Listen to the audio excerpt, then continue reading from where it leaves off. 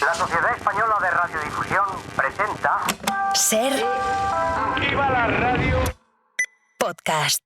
Siempre.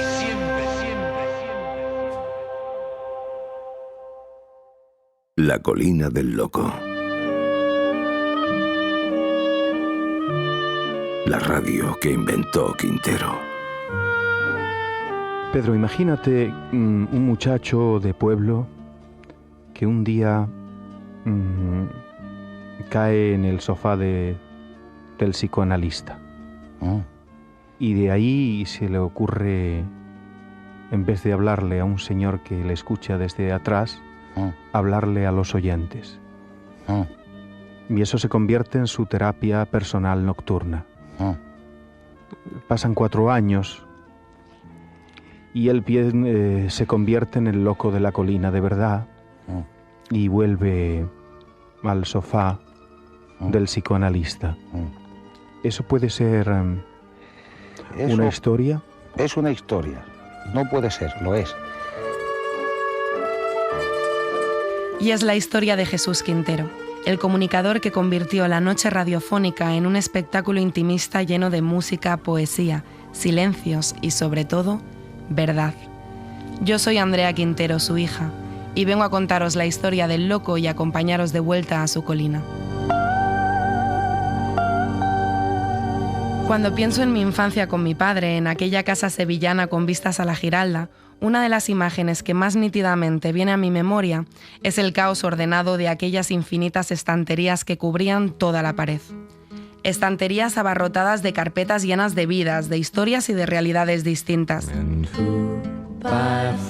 Primer episodio. El arte de la entrevista. Eran carpetas sencillas, cada una con su etiqueta escrita a mano, en grandes mayúsculas, siempre con la tinta azul marino de un rotulador Edding-Brush Pen. En la primera de aquellas carpetas, el título indicaba «Escritores». ¿Se suele arrepentir Borges de lo que dice? Me arrepiento más de lo que escribo, pero lo que digo pasa, ¿no? Ana María Matute, ¿a qué le debes más, a la alegría o al dolor? En mi vida, como mujer, le debo más a la alegría. En mi vida como escritora, le debo más al dolor. En otro montón de carpetas, el título era «Poetas». Gabriel Celaya. Buenas noches, amado poeta. Hola, buenas noches a ti. ¿Estás solo? ¿Qué va? Nadie me ha visto nunca solo. Siempre está mi lado Amparichu, claro. ¿Amparichu está a tu lado? Sí, claro. estoy.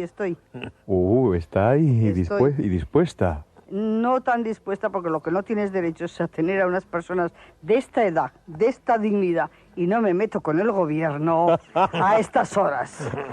No tienes derecho. Perdón, Amparo. Sí, todos los perdones que quieras, pero me has hecho polvo esta noche. Había también en aquellas estanterías carpetas para los políticos de izquierdas y para los de derechas, para las disidencias, para los fascismos, para las luchas obreras y para las luchas de liberación, como la del pueblo saharaui. ¿En qué momento decidiste ser el representante del Frente Polisario? Yo creo que eso es un sentimiento que está encerrado en cualquier ser humano que ha vivido una colonización. Carpetas también para el clero. ¿Por qué a Jesús Quintero se le ha ocurrido hacerme a mí una entrevista? ¿Qué puede significar las respuestas del obispo antiguo de Cuernavaca para el gran público español? Porque no entiendo la Iglesia, monseñor. Y también carpetas para los que explicaban la vida más que desde la fe, desde la filosofía. Ernesto Sábato, que ha profundizado tanto en el alma humana, ¿me puede decir de dónde venimos y a dónde vamos? Mire, se puede decir que, no sé la de otras personas, pero mi vida ha sido una búsqueda del sentido de la existencia. Y yo tendría que decir que la única respuesta verdadera y profunda es la de la ficción. En la siguiente sección de la estantería encontraban su lugar los artistas. Guionistas, directores, actores y actrices. artistas de circo, artistas de la calle, flamencos, cantantes, toreros. ¿Miedo a todas horas? ¿Desde cuándo? ¿Desde la noche anterior? Desde que te ves anunciado en una feria importante. ¿Ahí ya empieza el miedo? Ahí empieza el miedo. Y para las grandes estrellas que también pintan corazones en la arena. Rocío Jurado, hace tiempo que no pintas corazones en los árboles. Nunca pinté un corazón en un árbol. ¿Eres ecologista? No. Sí, pero vamos, que no es por eso. Siempre los pinté en la arena.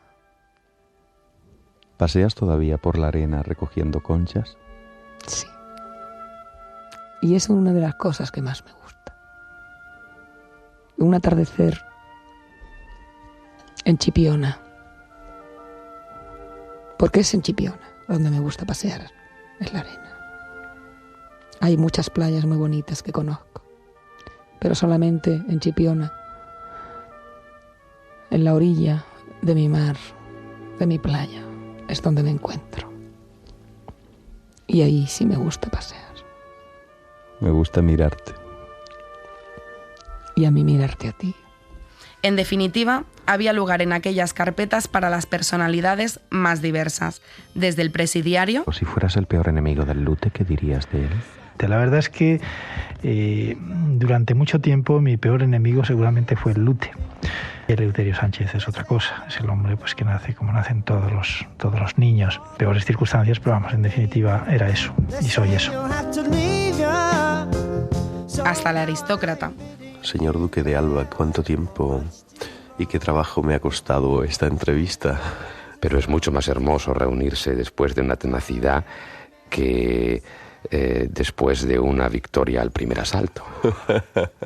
Desde el psiquiatra hasta el loco. Nos conocimos en el psiquiátrico. Una vez que yo fui al psiquiátrico hice el programa desde allí, ¿te acuerdas? Bueno, ¿y estuviste en el hospital psiquiátrico cuánto tiempo? Yo he estado 5 o 6 veces. Sí. ¿Por qué?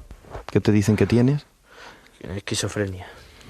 Y es que había muchísimas de esas carpetas dedicadas a aquellos que rara vez encontraban un lugar para su voz en otras estanterías. Sobre todo en aquella democracia nuevísima, en la que colectivos como los homosexuales o los transexuales aún vivían bajo la oscura sombra del estigma.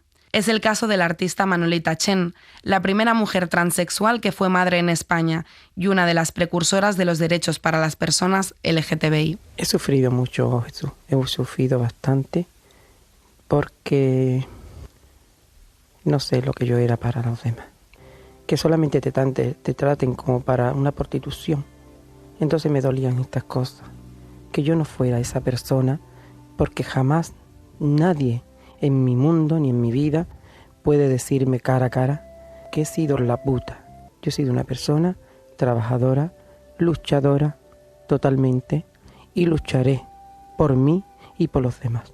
Había carpetas para los ciegos y para los mudos. Bueno, pues yo con los ojos que me gustaría, eso es lo que sí lo he dicho muchas veces, ¿no? Aunque fuese de media hora cuando yo quisiera. Y quedarme, aunque sí, ya te digo, me ¿Y gustaría... en esa media hora qué te gustaría ver? No, pero a mí me gustaría quedarme viendo ya toda la vida, porque viendo con los ojos se sufre menos. Aún hoy sigo creyendo que no existía nada en España que no tuviese un titulito en aquella torre infinita de carpetas llenas de vidas que siempre conservó y que hoy forman parte del tesoro que es el archivo audiovisual de Jesús Quintero en San Juan del Puerto. Nada en la tierra me es ajeno, ¿no? Esa frase que él algunas veces la dijo. Él buscaba lo que no se había hecho, lo que no se escuchaba, darle sitio a gente que no había hablado nunca en la radio. Quintero se caracterizó desde siempre por darle voz a los que no habían tenido voz hasta entonces.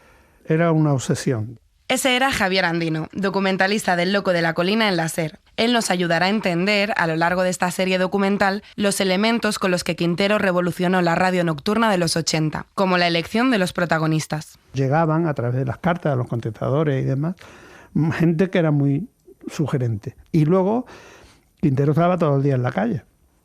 No era un personaje que se ocultaba. Él estaba en la calle, como además gozaba de un cierto anonimato porque no quería que le hicieran fotos, y en ese camino se encontraba con prostitutas que estaban ejerciendo y se encontraba con chavales que estaban en la calle que que los teníamos aquí alrededor, porque es una cosa que la gente no se olvida, en los 80, y eran gente que estaba que llega a la droga y llega de una manera brutal.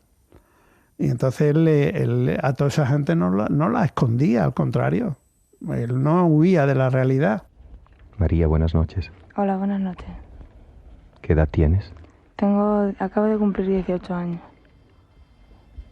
¿Y cuándo empezaste? A los 13. ¿Y qué es lo primero que tomaste? Pues empecé con el hachís, con los porros. ¿Y después? Pues con las anfetas, con los alucinógenos. Y ya pues pasé a la heroína y a la cocaína. ¿Algún amigo tuyo ha muerto por sobredosis? Sí, uno. Una amiga, vamos. ¿Una amiga? Sí. ¿Con qué edad? Con 16. Quintero se debía a sus protagonistas. Recuerdo que solía decir que no quería azafatas ni ayudantes de producción, quería enfermeros que cuidaran al entrevistado para que pudiese sacar, a gusto, lo mejor de él mismo. Respetaba a los entrevistados y respetaba, por encima de todo, a los oyentes, deseosos de que por fin se abriesen todas las ventanas y el viento fresco del cambio oxigenase el país. Nos lo explica Mercedes de Pablos, que fue la subdirectora del Loco de la Colina en su desembarco en la SER. La radio de los 70 era como el país, como España misma, un clamor lleno de sed de libertad y de ganas de ruido. Y en ese bendito guirigay, entre tantas voces, Quintero, que en los años negros había desafiado a la autoridad siniestra con sus locuras, se convierte en el loco en singular. En una radio en aquel momento, en la SER, en la cadena SER, que se había hecho fuerte desde la información, desde la valentía, desde el ritmo vertiginoso, en la capacidad aquella que tenía de estar al lado y hasta por delante de la actualidad, de pronto el loco se convirtió en la paz después de la tormenta. Era la nota que convierte a una partitura en una sinfonía completa y única. Era aquello que, siendo distinto, convertía en armónico todo lo demás. El loco y su trupe llegamos a la radio como piratas y casi como vampiros de noche. Y cambiaron la radio, cambiamos la radio, esa emisora tan bonita de Radio Sevilla. Y cambiamos humildemente algunos la vida, porque cambiaron, ese programa cambió a los oyentes. Porque los oyentes hicieron grande al loco, porque a Jesús Quintero nunca olvidó que ellos, y solo ellos, eran sus mejores jefes. Por ti he levantado una colina. Por ti me he pasado las noches en vela.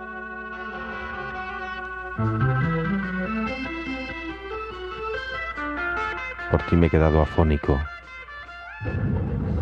He entrado en las cárceles y en los manicomios.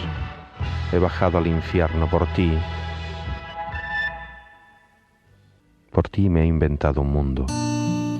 El loco y su colina eran el planeta del Principito. Allí se fugaban cada noche todos los corazones solitarios y las gargantas más profundas. Era un espacio que cerraba el día y que nos permitía un respiro. Un lugar allí por la noche a las 12, donde todos éramos simplemente hombres, simplemente mujeres, con la belleza desnuda que tiene la verdad.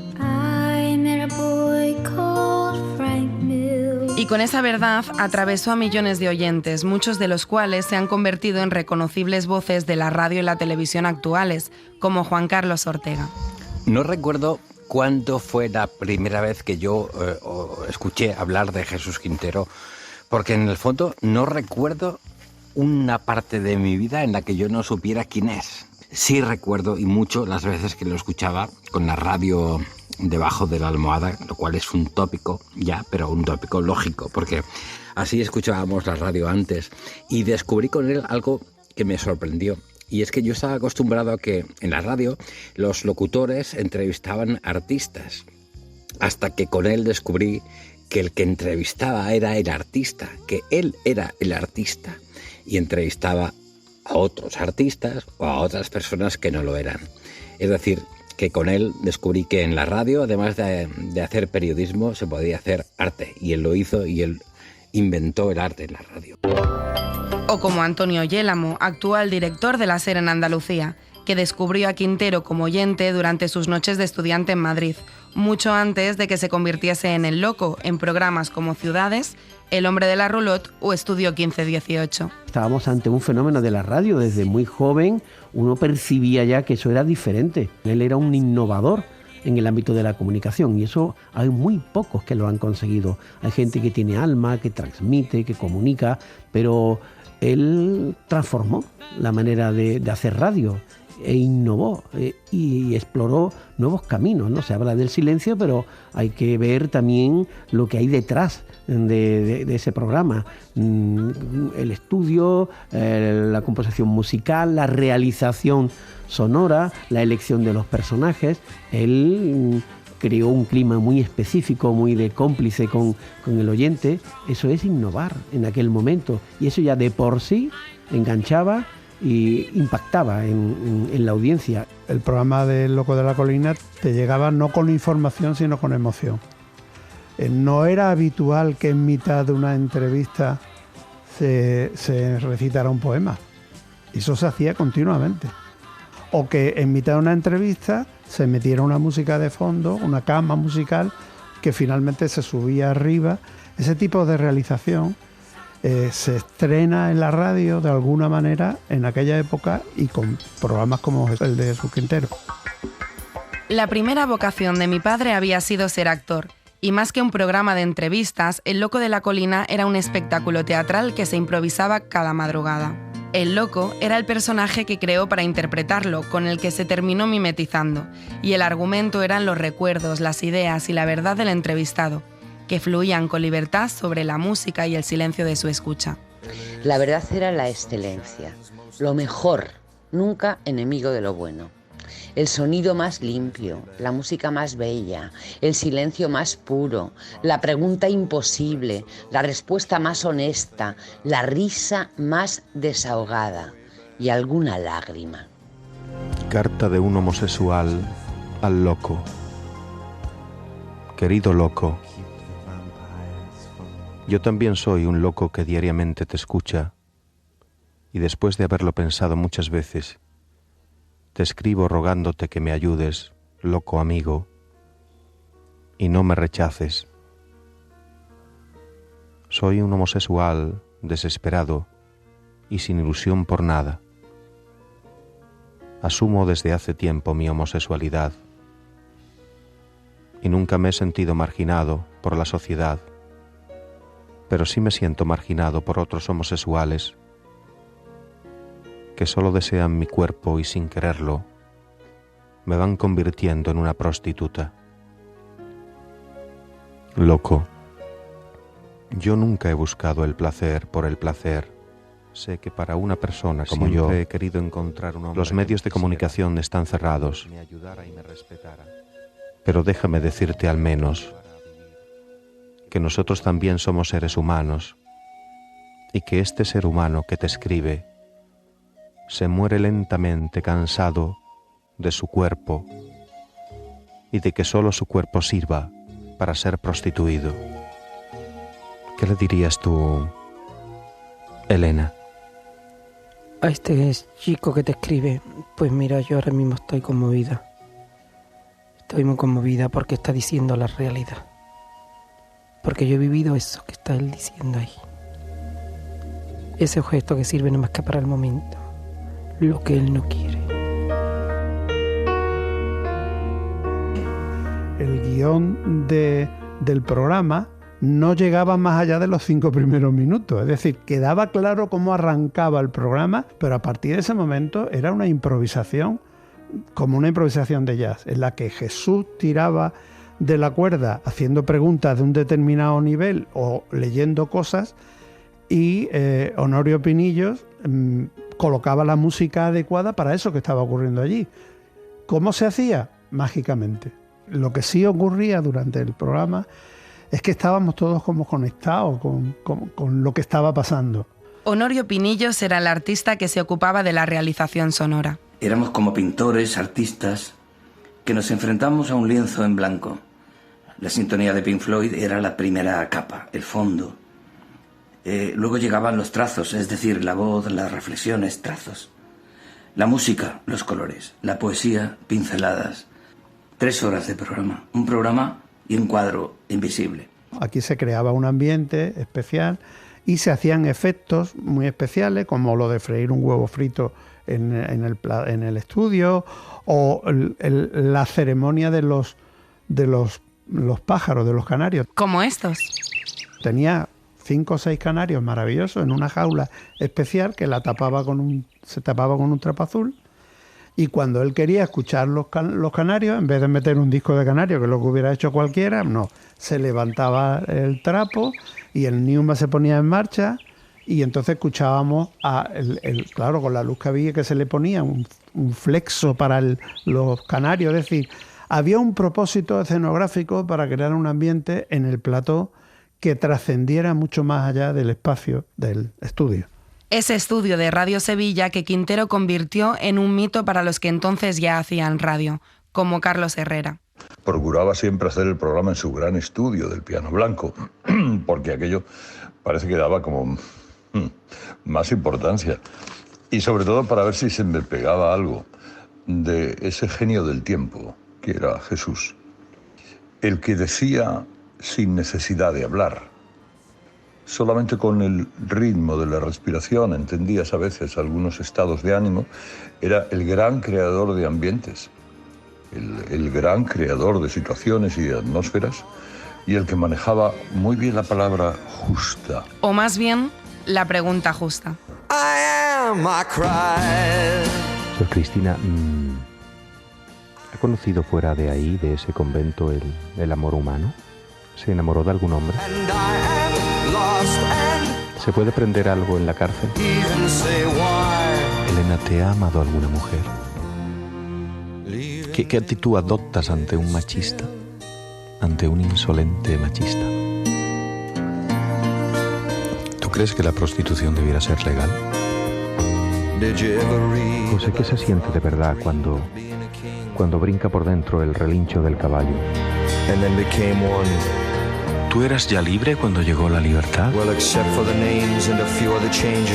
La verdad, no tu verdad, dijo Antonio Machado. ¿Por qué cree usted que su verdad es más verdad que las verdades de otros? ¿Tú cómo andas de contradicciones? ¿Y cómo andas de convicciones? Las justas convicciones para soportar las contradicciones. ¿Eso es una cómoda evasiva? ¿O? No, yo creo en pocas cosas, pero muy importante. Esas preguntas de Quintero, preguntas que definían un estilo único de entrevistar y que tan frecuentemente descolocaban a sus invitados. Esta fue la respuesta, en voz de su traductora, de la actriz italiana Giulietta Masina, esposa de Fellini, a una de esas preguntas de Quintero directas al hueso. Yo esperaba recibir unas preguntas distintas, por ejemplo, que usted me preguntara sobre mi trabajo, mi carácter, y en cambio, a mí particularmente me gusta evadirme de esta profesión mía, ya que soy muy curiosa de todo lo que me rodea. No me aburro nunca y todo lo que quiero llegar a entenderlo. Entonces, sus preguntas no me han provocado ninguna molestia, ningún embarazo, pero por favor, no me pida que él explique la existencia de Dios, porque si tuviera que explicársela, tendría que recurrir al libro de San Agustín y contestarle con sus palabras que ahora, sin embargo, no recuerdo. The answer, my friend, is blowing in the wind. The answer is blowing in the wind. Y es que Quintero llegó a las ondas con el propósito de hablar de todo. También de todo aquello de lo que nadie quería hablar, como de la hormonación en los transexuales. Cuando te hormonabas, ¿cuándo sentías tú que eso funcionaba? A los 8 días ya empezaron los botones de mi pecho, el botoncito. ¿Ah, sí? Lo que es el botón. Empezó a ponerse como si fuera un altamú. ¿Y crece proporcionalmente con el pezón? De momento sí, va creciendo. Ya eso tiene que ir, claro, depende, ¿no? De momento te tienes que ir metiendo muy poquita dosis. Unos 10 miligramos, después va por 50, después va por 100, hasta 500 te puedes meter cuando ya el cuerpo te ha hecho esas hormonas. ¿Hay algún consultorio para esto? Quiero decir, si hay algún consultorio radiofónico para travestis, para explicar todo lo de las hormonas.